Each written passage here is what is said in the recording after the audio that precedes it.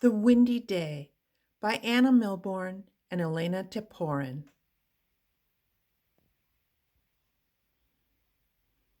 Have you ever wondered what sways the trees and makes leaves dance across the grass?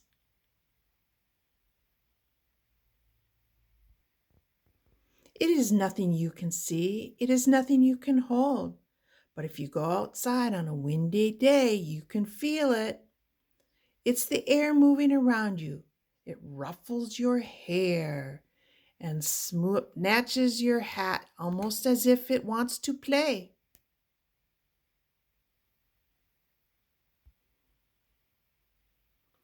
If you roll out the string of a big bright kite, then throw the kite into the air and run as fast as you can, the wind might catch it and make it fly.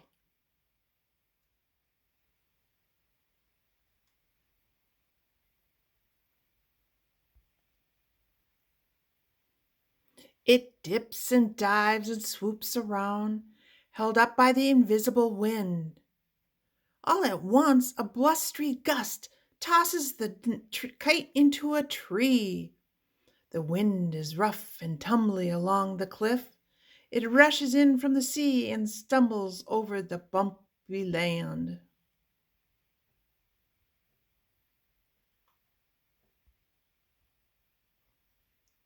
But out on the open sea, the wind blows steady for miles and miles. It fills a boat's sail, making them billow, and pushes the boat across the waves.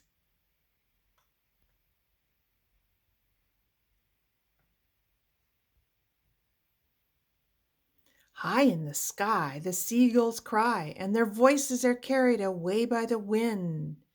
They tilt their wings to catch the breeze and ride it back to shore.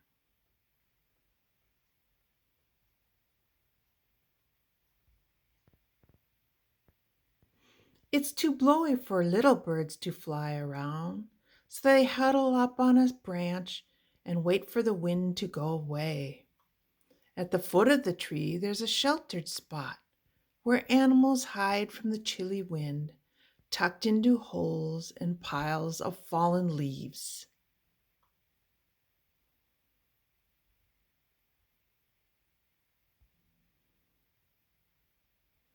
As the wind rustles a sycamore tree, its twirly seeds are shaken free. They spin down and down and down. The seeds lie scattered on the ground. Soon they'll start to grow into new sycamore trees.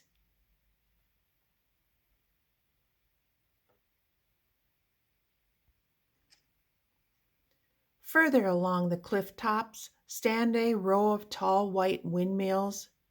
Wind blowing in from the sea slowly pushes their sails around. The turning windmills make electricity, which is sent through wires to a nearby town. It lights up the lights there and makes all kinds of things work.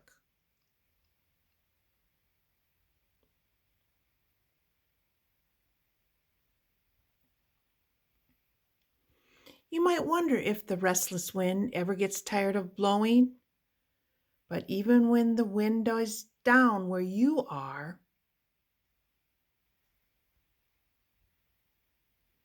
it's always blowing somewhere.